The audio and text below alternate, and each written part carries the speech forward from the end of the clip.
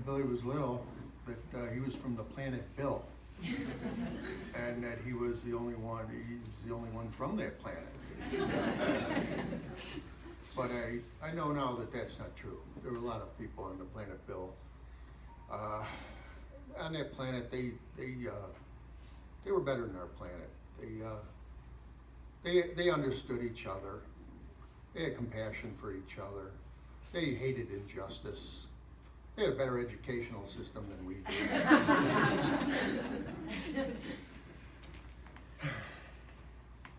And I used to say that, and a lot of people have said this, that Billy marched to the beat of a different drummer. And so we decided to test that theory, so we bought him some drums. And we were all in agreement that he had no rhythm, but he thought he was pretty good. So yeah, there was the evidence that there was a different drummer out there. And Billy was in total sync with that. I'm a dinosaur, and I've got a new appreciation for the mass media of today. Did I say that right? I guess. Social media, right? We've received hundreds upon hundreds of messages from people who loved him and loved us, and we appreciate that. It's I've gotten a few phone calls too. We still use that. And I haven't read all those messages yet, but I will. Just as soon as somebody shows me how. I did get one message from my godson, Kevin Barry, and he said that sometimes the kindest and the most generous don't always leave enough for themselves. I think that's our Bill. I'm not going to say a lot because my fabulous children have spent the last couple of days, countless hours, putting together their thoughts, and they're going to entertain us and enlighten us on their reflections on Billy. Okay? Can I have the stand?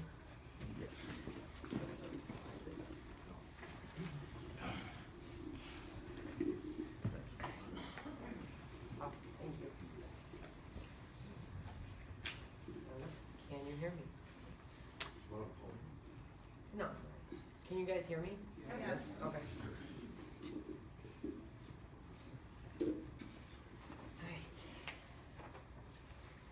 On behalf of the Dinneen family, we want to thank you for coming. Many of you traveled to be here, and it's greatly appreciated.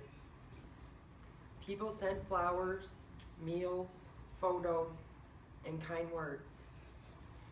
The outpouring of love and support has been overwhelming, and it's a testament to how many people truly loved Billy. Many know Billy as a happy guy, always quick with a joke, and eager to make people laugh. But there is more to Bill. My siblings and I want to share with you another side of the brother we knew and loved. So let's talk about Bill. It's not actually easy to talk about Bill in any definitive terms. He was kind, but could also be a jerk. He was gentle, yet aggressive. He had refined tastes, yet was rough around the edges. He was sensitive and crass. He was incredibly smart, but not a good student. He loved to engage with people, but was very disagreeable. He had a confident facade, but had very low self-esteem. The truth is, Billy suffered with depression for most of his life. He was diagnosed when he was 8 years old and lived and battled with it every day. Every single day. We all know our Billy was a square peg. He didn't fit in. He stood out. His spirit animal was a possum. actually had a possum tattooed on his leg. Only Billy. He equated happiness with fitting in, and he just did not fit the neighborhood mold. Billy didn't know how to be happy, but knew he was not happy living here in Chicago. So he took to the road and began his search for whatever it was he was looking for. Having read through a lot of Billy's Facebook wall over the last couple days, a word that is thrown out a lot is adventure. Billy was an adventurer. He loved to be outdoors. He loved to hike, garden, meet new people on the road, and he was down to experience anything new. Billy had a plethora of unique experiences that only Billy would have. Several years ago, Billy planned a no-plan trip. He didn't have a suitcase, an agenda, or even money. What he did have was himself, his pack, his dog, and a fearless sense of adventure. Billy spent years hitchhiking his way through the United States. Phone calls with Billy during his traveling days were always interesting.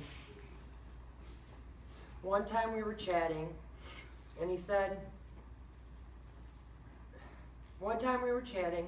he was going to go back to the gas station. What gas station, Billy? Oh yeah, I'm living in an abandoned gas station now. Only Billy. What we've learned through our conversations with Bill is that hitchhiking is hard. It's even harder when you need a ride for yourself and your giant black poodle.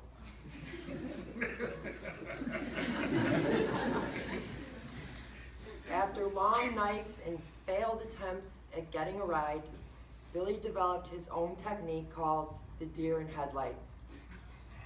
As Billy said, at night, the cars don't see you until they're right up on you. So when the car was about 30 feet away, Billy would become the deer in headlights.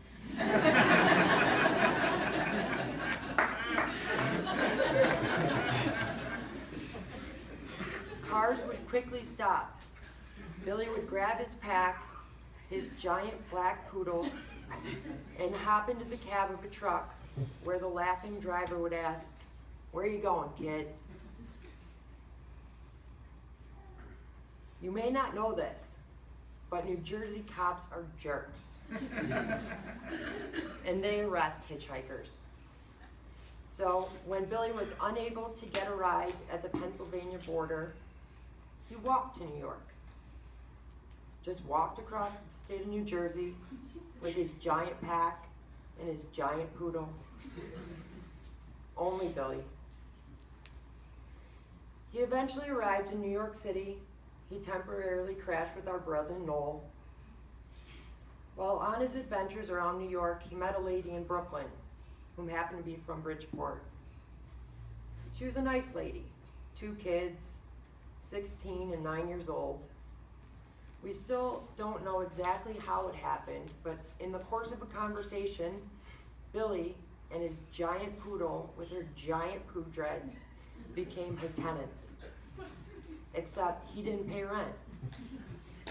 Tommy and Martin went out for a weekend.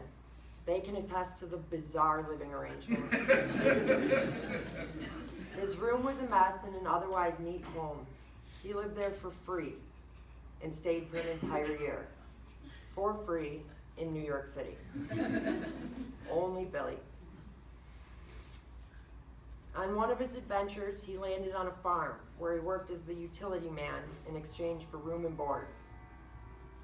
He gladly and enthusiastically did all the odd jobs until he fell into the full-time job of slaughtering chickens. This quickly took an emotional toll on Billy. Billy said he imagined the chickens looking up at him saying, "Why, Bill? Why?"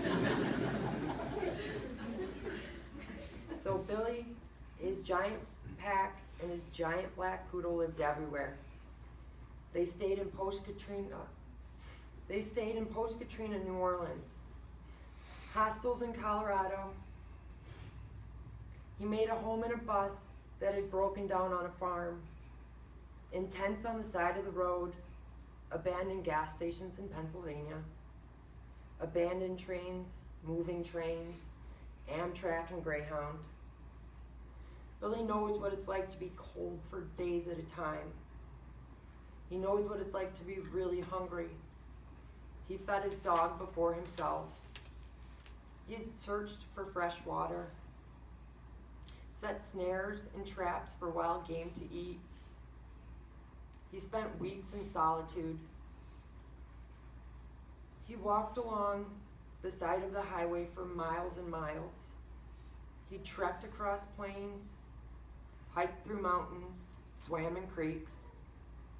He slept in a tree, at the bank of a river, in a ditch, in a tent, next to a lake. He walked through thunderstorms in the middle of the night.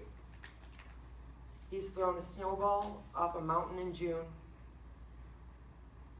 He slept in the mountains under the stars. He's seen every kind of sunrise, every kind of sunset. And these are the stories we know about. I know there's so much of Billy's experience that only Billy knows. We are sure he left a lasting impression on people, and that somewhere out there someone is saying, hey, remember that kid we picked up with the possum tattoo? When you leave home and live as a transplant, your friends become your family. Billy had family everywhere. We don't know most of the extended family, but based on the comments of his Facebook wall, Billy had intimate and important relationships with so many people. A few of the names we know are the Stalkers in Brooklyn, the Evestons in Pomona, Colorado, and of course, his Colorado brother and roommate, Michonne. We find solace knowing that even though Billy's disease made him feel lonely, he was never alone. Billy made his way back home to Chicago for important family events. My sister's wedding, to meet a niece or nephew, for my grandmother's funeral, and when he felt my mom needed to see his face. Despite the fact that he did not love living in Chicago, Billy knew without a doubt my mom and dad loved him. So he came home as often as he did so that they could see him. I'm sure everyone here is asking themselves, why'd you do it, Billy?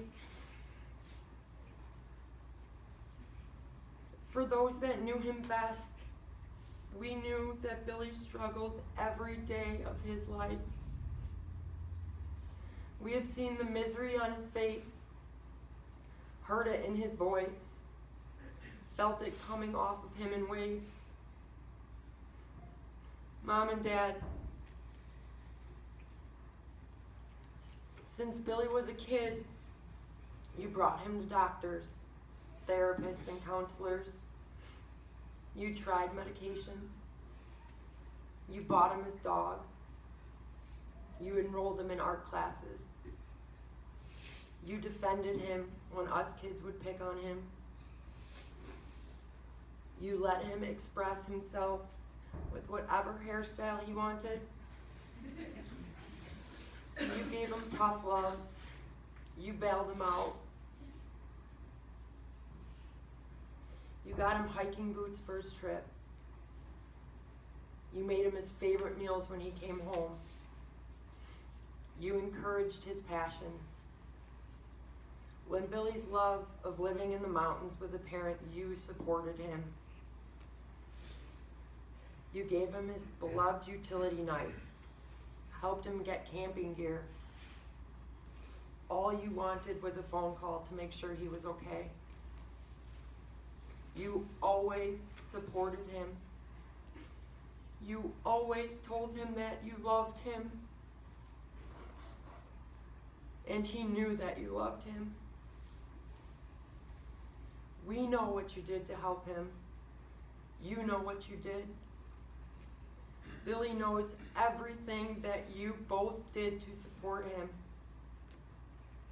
Please don't ever question your efforts. You did everything you could for him.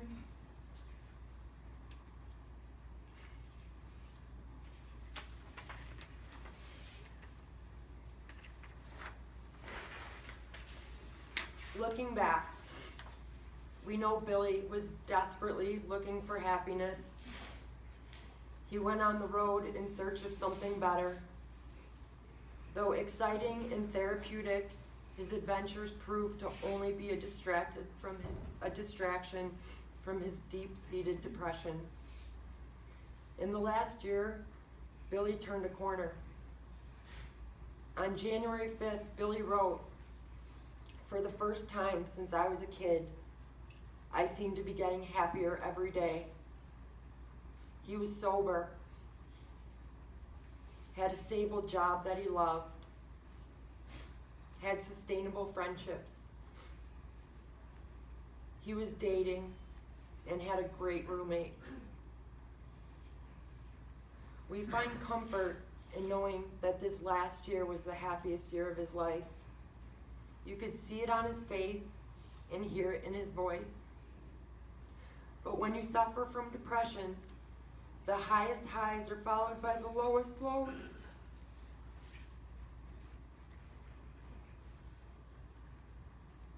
What we want everyone in this room to know is that this was not a hasty decision for Billy.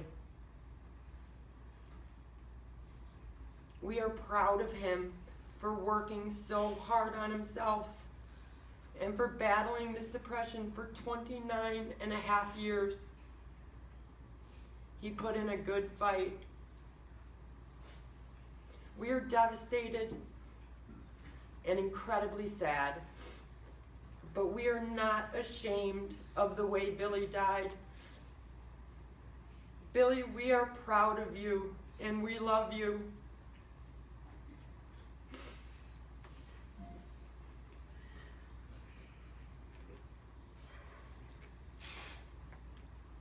Sweet dreams, Billy the boy. Safe travels, Wild Bill. We will always miss you. There will forever be a void in our lives that only you can fill. Only Billy.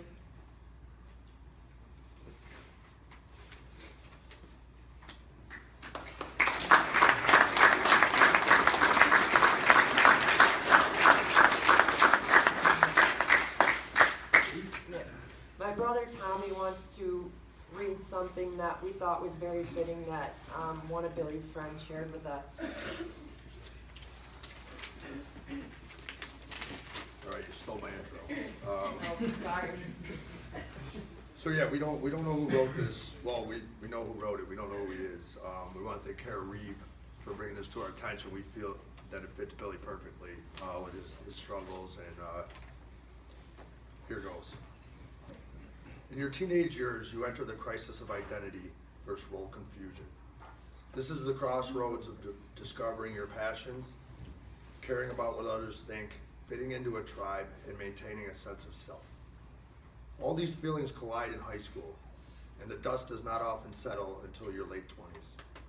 What's wild is that this sense of groping for identity is so common. In spite of how unique and varied each life is, a kid can have married parents, divorced, gay parents, be gay, straight, trans, Christian, atheist, rich, poor. And he'll go through these phases too. He points out that in the case of historical geniuses, the discovering of true identity is often delayed. That should give us some comfort. Maybe we don't have our shit together because we're geniuses. We're deconstructing the crosses we carry. We're smothered in names and labels in marketing and middle school chemistry. We carry those things into our adulthood, like bowling balls in our boat. We don't even know their names. I needed to strip myself of these clothes and run naked for a bit. I needed to see my skin and let it see the sun. I had all these expectations of myself, all these muddy words hanging on my identity like leeches. I was wearing my childhood expectations like 100 layers, and the sun was coming through my window. I started tearing them off and headed outside. Jedediah Jenkins. Who? Yeah, right?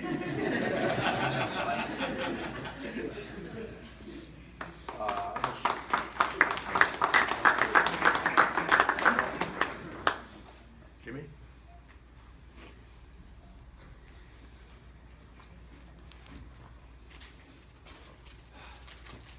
All right, so I did write something down for Bill. I didn't really think about what I was going to say before I read it. I'm Jimmy Averos, married to Maggie, Billy's brother-in-law. We were talking the other night and realized that Billy was the first Dinneen I ever met. We met skateboarding up at Clissold, I believe, is where we were at. And me and Bill immediately hit it off. And I thought of 100 stories I could share with everybody, and I couldn't pick one. So this evening, I'm going to save those stories for me and Bill. Or if you guys want to talk later, we could share some of those stories. Maggie and I went through some poems that Billy had read, or written, sorry. And Mama D shared an alliterative poem that Billy wrote her. So I wrote one for Bill. And I gotta say, this was really hard. I'm not the poet, Billy definitely was. Every time when I was writing this, I couldn't stop thinking about him saying, dude, you're not done yet? Dude. It took me a few hours. I know Billy could have probably done it in minutes. So go easy on me, here it goes. I didn't really title this, how about Billy?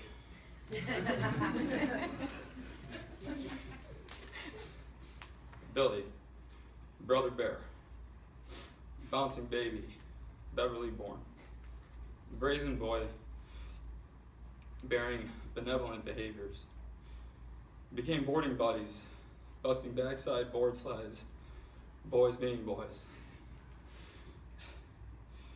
But beers and bars and bogus banter bewitched Billy's Beverly benchmark. Bewildered, Billy's backpack bound. Brave, bothered, blunt and bedless, a beaming bohemian, blooming and blameless.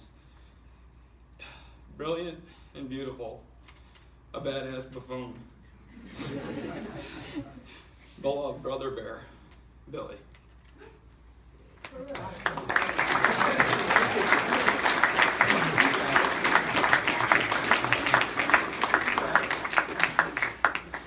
Any other siblings that wanted to come forward?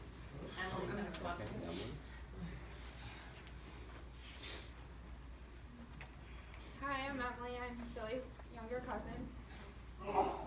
Yeah. Billy Dinneen was always the entertainment for me on every occasion.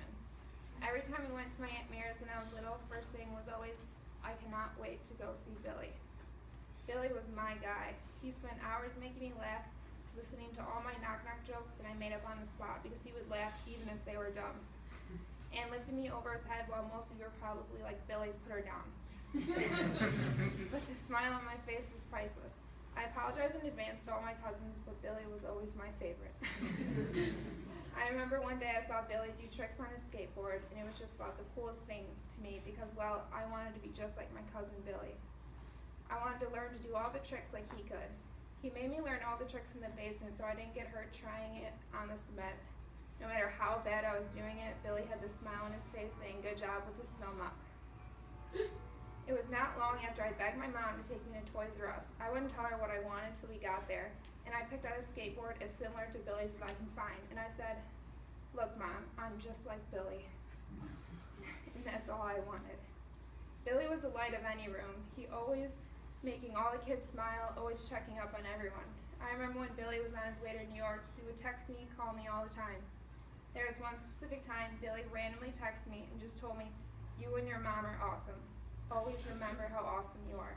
He didn't ask for anything, didn't want anything, just to make others feel good. From time to time, I would always send Billy money and clothes. He never asked, but how thankful he was always brought tears to my eyes.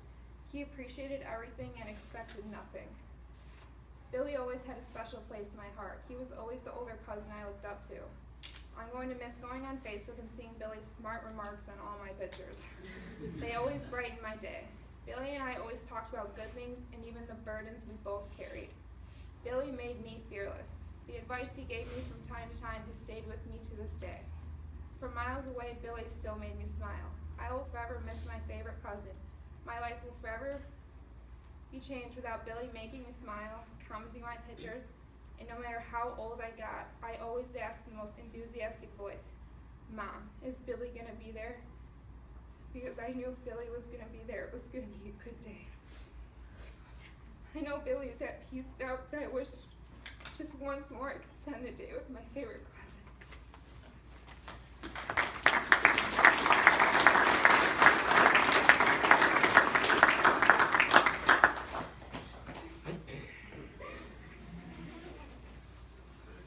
Is there a Mr. Kevin Simpson here?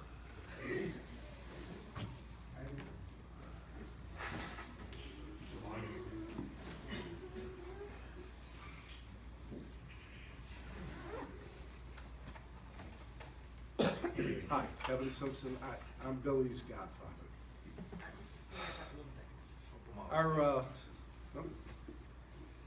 Almost from the beginning, our family and the Dinneens have been intertwined. We got married the same year. They got a jump on us and having kids, but we caught up pretty quick, or tried to. We would vacation together. We would do parade day together every year. We would do Christmas together. Billy was my godson. Patrick was Tom's godson. And so we had a lot of traditions. One of the years on vacation, we all ended up at John Gilligan's cottage together, kind of overlapped. And it was one of those days where it rained continually. And so there were 20 of us in the house. And I happened to get up early that day. And Billy was up. He's gonna have his breakfast. I'm at if those of you who know John Gilligan's cottage, we're out on the porch, big round table. And Billy comes out, fistful of Tootsie Rolls and a can of Coke. I'm like, Bill, that's not breakfast. Pays no mind to me whatsoever. I said, Bill, really? And with the grin that many of you have talked about, he looks at me and goes, vacation. So one of the traditions we had between me and him and Patrick and Tom was gift giving at Christmas time. So of course, when they're little, you just call the other parents and say, what does he need? As they got a little older, we were able to start picking out things. And I gave Billy, when he was about 10, a set of books, The Chronicles of Narnia, one of my favorites. And he seemed to love them. So a few years later, I put together a collection of my favorite science fiction books and gave them to Bill. And it seemed to be a hit. Gets a little older, and now we're talking more about books and music. And he tells me about this documentary that he's really into called Dogtown and the Z-Boys, as Jimmy would know, about the skateboarding community. So I watched this thing, I'm like, holy crap, this is pretty cool. So I buy him this coffee table book of skateboards. Not long after that, Bill, now on his own buying me gifts, buys me an autobiography of Frank Zappa, one of my favorite artists of all time. And not long after that, buys me a book, the name of which is Rant. It's by the same guy who wrote Fight Club. And believe me, this is by far one of the greatest and strangest science fiction books ever written. So at that point, I was hoping that I had some effect on his life growing up. And he had a mind like no other. But when you have things like this happen, I decided to remember him in one particular way. We went to see him play hockey one time at the United Center. I forget how the hell it happened. His team and another team, they got to play at the United Center.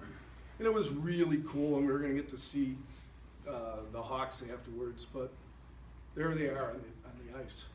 Well, one particular moment, his team kind of parts ways, and they start going, Zulu, Zulu, Zulu, Zulu. Here comes Billy with that, I'm sorry, the shit-eating grin that only Billy Dinneen had. And it was the most wonderful, and he looked so goddamn happy. And I'm always going to remember my Billy that way. Thank you.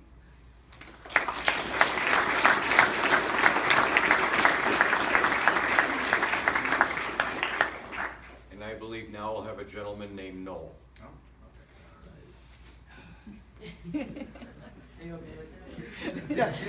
Surprise! Hey, I'm Noel. He's the Brezen. Yeah, I'm the Brezen. So I had a longer thing that I was going to maybe say, and then I realized a lot of it was not the most appropriate for everyone. So this is an abridged version. But so I'll start with when Bill was a little kid. He must have been maybe like 3.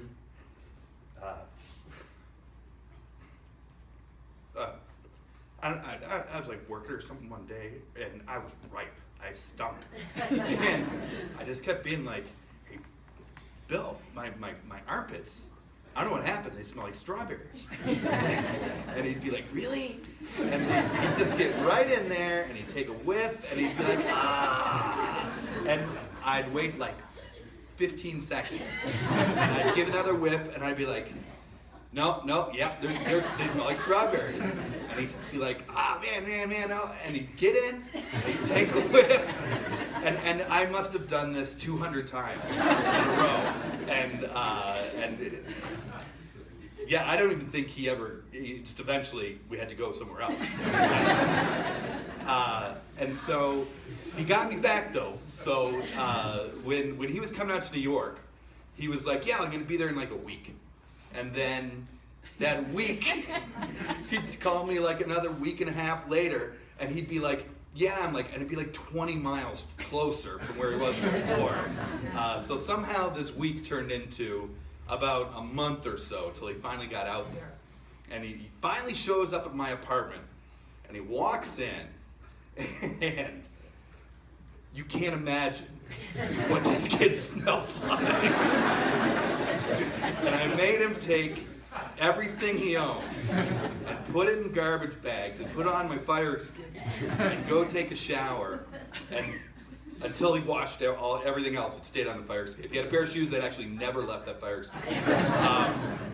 And then, he cleaned himself up, and I tried to get him set up a little bit in New York a little, and so he was working a little and got some places to live, and was taking a little better care of himself, and we'd meet up about every week or so, and I'd give him a burger, we'd go out for a little bit, and he said to me one day, he's like, "You know what, Noel?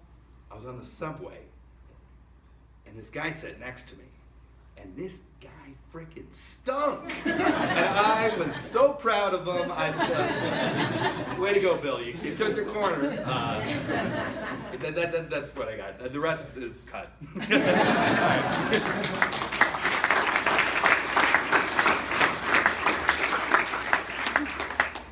At this time, ladies and gentlemen, I would like to offer you a few moments in case there's anyone who would like to come forward and share a memory about Billy. If I could ask you to please keep it brief, if you'd like to come forward. We have about 15 or so minutes if anyone would like to come forward. Paul. Hi. Name's Paul. I was one of Billy's cousins. Don't mind this one. Sorry if it sounds like rambling. I just wrote it a couple minutes ago. Just popped out of my head. Is that what happens? My opinion of Billy is that he was my coolest cousin, I still think he's one of the best fucking cousins, friends, and persons I've ever known. Looking back, I wish I had known about Billy's struggles. He was always fun to talk to, and every single time I hung out to him, whether at the Sox games, family meetups, and just fun in afternoons, usually at Uncle Tom's pool. I feel like he's been there my whole life, but I know my sadness pales in comparison to his siblings and parents who knew him best. But to me, he was the coolest one. It's true, it's true.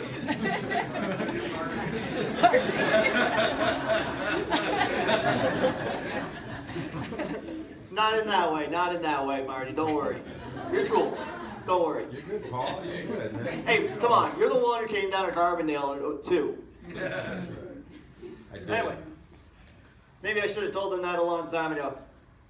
I don't know if it would have helped him push towards recovery, but it's the fucking truth. I admired him, but I didn't know him.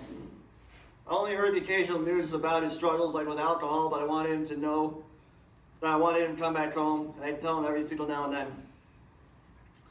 I can't wonder if I took it for granted, but I know for sure that I had a lot of fun, and some of my best memories, birthday parties, sleepovers, or whatever, are with him. And I wish there could have been more, and I took it for granted. And my anger at him for doing this is part of my own selfish need for conversation. But in the end, we could use a little conversation, and Billy was great at them. He should have gotten into stand-up because I know he would have had a lot of material just listening to the stories tonight. Maybe it could have helped him. And speaking of which, there's a Social Distortion song that perfectly sums up basically what I think what I'm feeling right now.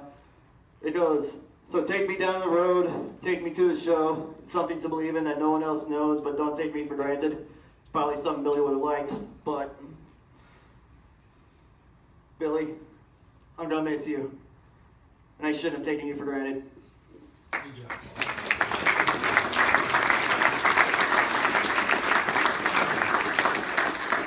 Anyone else?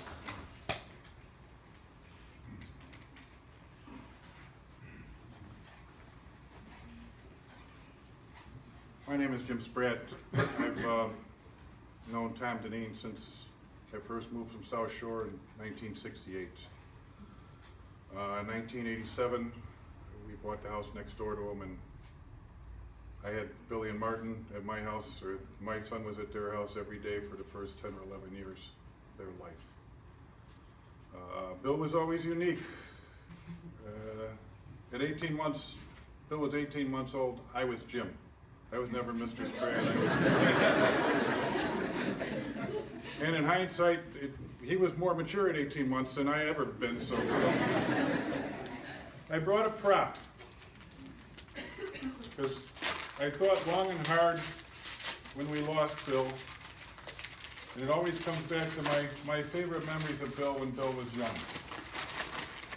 Not a sandwich, believe it or not. I remember Billy, when this show came out, I actually accused my wife of not sharing the royalties because I thought she wrote it. Chucky was Billy. And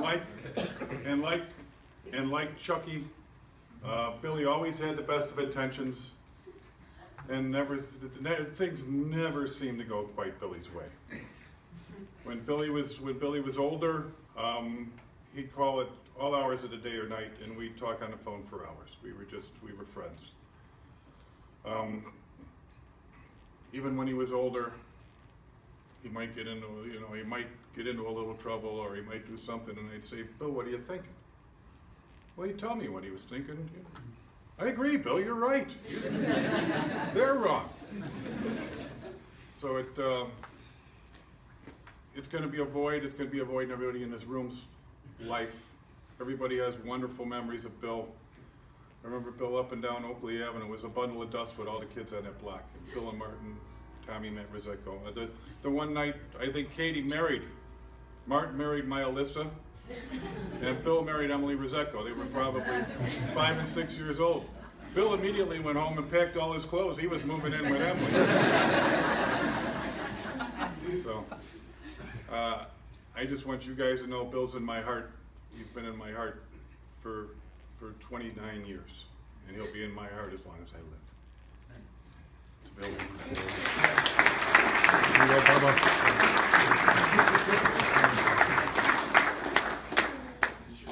Any more?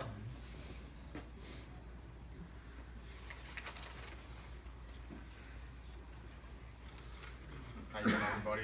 I'm Bob Wertz.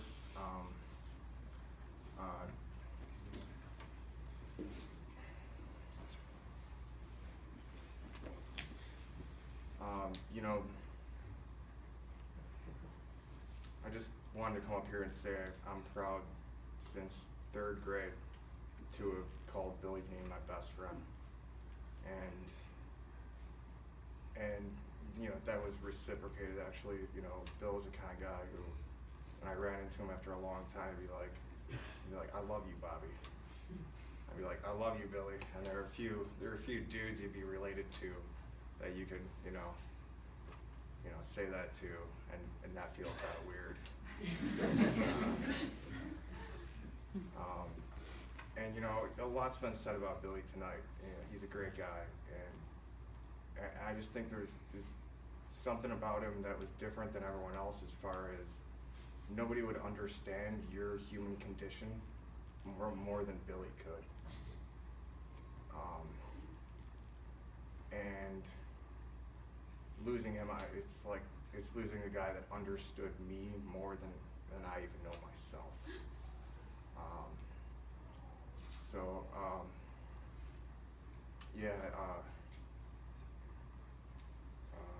I'm just, thanks for letting me get up here and say how much I love Billy. I'm gonna miss you,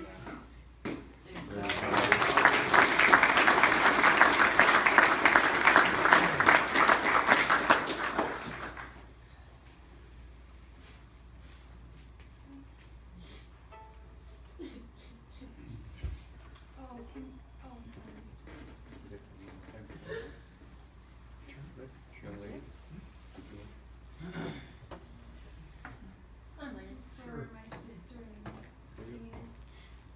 We were gonna play a song too, but we can play after. No, there you go. Okay. Yeah. Nikki, Steve.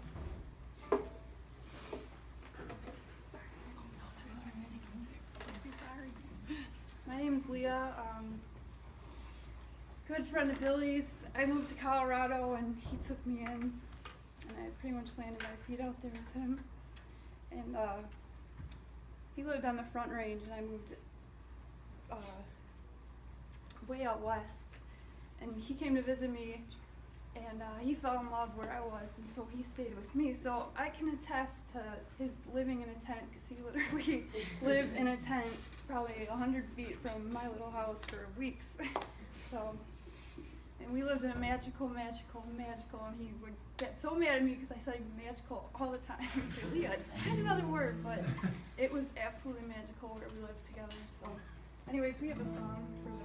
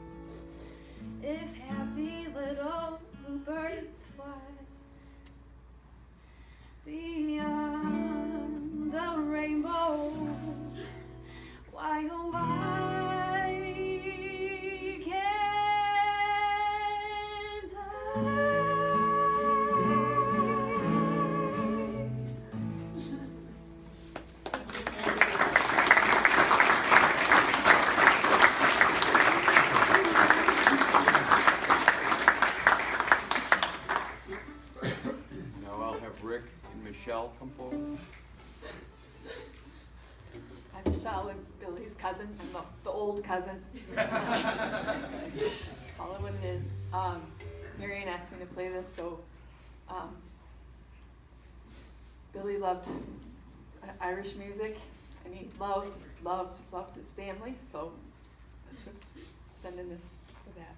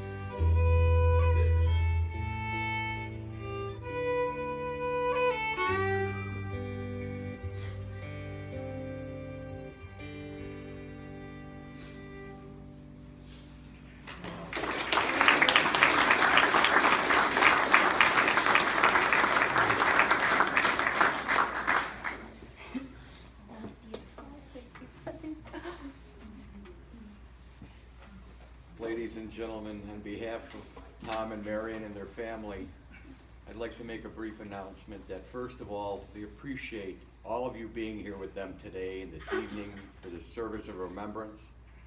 I understand and I can see that there may be a few people who have not had a chance to come forward and see them and extend your condolences. So if I could ask the family if they would kindly come back up so that some of you who have just come in recently would like to come forward and pay your last respects so that you'll have a chance to come forward for them. So if I could ask anyone that's towards the back, if you could kindly clear an aisle for them so that other folks could come in and pay their respects to the family for the evening.